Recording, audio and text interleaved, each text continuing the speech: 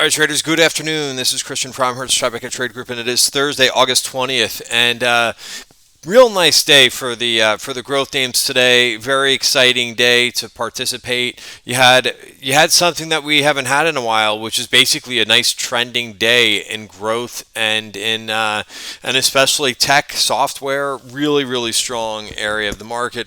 If you're looking for something a little bit negative for the day, it was market breadth. You could see on the bottom left of my screen, right? We've got like a little market breadth indicator. That was not very strong for the overall market, but I know a lot of traders are trading more of the growth names and so forth. So it was a really strong day for that kind of stuff. And the way that I kind of look at it is that when you have something like this, it's a great day to kind of to trade and then take some money off the table into some strength too. Participate, obviously, which is what we did today, and a bunch of names. I'm going to go over those names, and I just want to kind of start with where we started for the day, which was the market's getting a little bit of volatility in the overnight session. But I tell you, if you're using the Market Webs indicator, this is something that we do sell through Tribeca Trade Group to members. And basically, it's the only indicator that I mainly use, proprietary, or I should say, mostly that I use. I do use a couple other things like this market breadth indicator, but I mean, this is pretty amazing, right? I think last night I kind of just poked my head in the trading room just to see what everybody was up to, and I saw that futures were down about like a 0.5%. But I'm like, hey, we've got a nice level to trade off of. And even this morning, like I was a little bit more bearish. I'm like, hey, let this market come in a little bit. I said that, the more that this market comes in, the more that it's going to make it attractive and kind of get us out of what we were doing for the last week, which was basically just grind, just a slow grind. And then anytime we were going higher, we would kind of get hit. And I mean, I don't even mean like higher, like big in the S&P, like 10 or 20 basis points. So that's why I've been kind of rooting for a little bit of a move to the downside, is because it really kind of brings out some trading opportunities and it gets people a little bit excited that they've got something to trade for. So I think that, if you've been watching these videos and kind of listening to what I was saying, is that, taking some profits as we kind of run up a little bit, and then, being well positioned, like I was coming into today. I sold some things yesterday, throughout the day yesterday, and I was really positioned to kind of take advantage for what today held. And so many names. I mean, so first of all, you look at this S&P chart, we did not get back to the highs. But we had the support here. I thought even, once we did this kind of V for the, not V, but, back to the top of value, that was a good place. So I was, basically this afternoon taking some profits and forcing some exits and some things. But that's just trading, right? Especially if you're trading a little bit more short term. Now, the Qs are a completely different picture. The Qs, and I'll talk about their performance in a second, but notice that they came into, so again, they actually did not breach value overnight, but they came into the support here at the top of value, and they came out and they made a new high for the day. So again, very strong is the Nasdaq, and especially those growth and those software names. And you can see, I put in here, the Qs are dominating for the week. If you look at the performance of the other major indices in the U.S., first of all, look at the small caps are down for the week. They're down 0.8% for the week. So no follow through for the small caps. SPY, fine, average week, up 0.5%, or maybe a little bit under what we've been doing for the last couple of weeks. Keep in mind, we've had some really strong weeks leading up until this week, and then the Qs are dominating so far this week. Now we get into Friday tomorrow, which has kind of been, these summer Fridays have not been a like wonderful place to kind of sit and trade all day long. So if you had a great day and if you've had a nice week, give yourself a day off if you like, or a half day, come back at the end of the day Friday. It's nice to be able to kind of give yourself that type of a break. You don't have to be like in front of the screens like every single day, especially like we've talked about this before too. Not every day you're going to make the same amount of money, right? Some days you have to take what the market is presenting you, what the opportunities that it's giving you. And I don't view tomorrow as going to be like one hell of a day. I'll be here, because I run the trading room. But it will probably be one of those. I don't know. Maybe take a lotto on something, but I don't know. I don't have a crystal ball, but I do try to think about positioning ahead of time and risk to return, right? In terms of risk to reward, I should say. Today was a great, reward day. Is tomorrow going to be the same thing? I would be pleasantly surprised if we get anything out of tomorrow. My P&L's at back to 2020 highs of the year, so I'm super excited. And I think so far so good. I've been navigating, this, even though I'm like, sometimes in these videos and in the pre-morning session, as I was saying, I was rooting for more downside today because I thought that would clean things out a little bit further. But just because I'm rooting for that, and I'm always looking at the risk side of things before the return. Even though I'm doing that and kind of been a little bit negative the last couple days, I've been trading really, really well. So let's go into our trades. This video will be short because we're doing a webinar for members regarding option trading. So if that's something that you're interested, sign up to be a member. You could go basically right to my Twitter page, right here, and you can click here to be a member, and you can sign up, because what we're going to be going over, and I will tape it for members, is we're going to be going over basically a lot of frequently asked questions that I get, things about like taking targets in options, how do you position in options, those types of things. And I'm going to give a lot of my best practices. I do trade a lot of stock as well, but sometimes I kind of combine that. So I've got a lot of tips and things that might be helpful if either you're newer to trader or you want to improve what you're doing with option trading, right?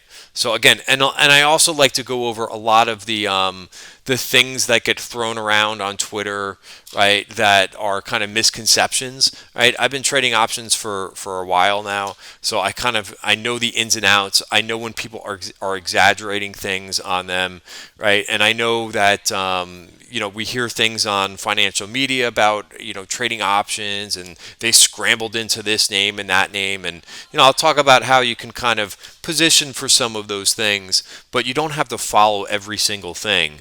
So there's a lot of different techniques. We'll be going over that in the webinar. Let me get to today's trades.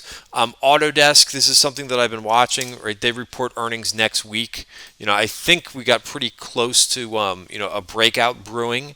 I actually was pretty conservative in the first 15-20 minutes today because I wasn't sure if we were going to get a fake out. Sometimes we see that in the beginning of the day where we bounce a little bit and then the sellers kind of come in and take over. We didn't get that today in this group. So, a lot of really nice names. And again, obviously a big group of these names outperformed today. You can't be in every single one of these. Like Datadog was another one, which I did not choose because I didn't think it had the path of least resistance. Remember, when I'm trading, when I'm looking at the market webs and when I'm looking for breakouts, right, this thing has resistance in front of it. So still, you got a 4% move in this thing, but I don't like the fact that it's got resistance right here. So what did I do? I chose Docu instead because Docu started the day above value, so no major range that it had to get through. And then also on the 1 hour, it looked pretty good too. So this was nice. I got into this trade for what? 211, and this thing closed at 214. I think I took a target at 215. Yeah, it took a target at 215, so that was nice. And then Fastly, which I've been in now for a bit of time, really nice move outside of value. That's a name that I've been talking a lot about too. So went all the way up to 88. That's a 12% move for Fastly today. So I've been sitting in stock in that one. And again, don't. I know that there's, we'll talk about this in the webinar about how there's an overemphasis on Twitter these days about option, but you can make a lot of money in these momentum names that move this fast. Make sure that you're looking at the AQR. or sorry, the ATR, the average true range of a stock, to see its volatility. So if you're just trading, stock, I mean, this was put on about a week ago, for $76, and it's up to 86. That's a really nice move, and it's a little bit easier than trading options, in my opinion. I was able to take the first target in Yeti. Spotify, I had a call spread on. I took that thing off.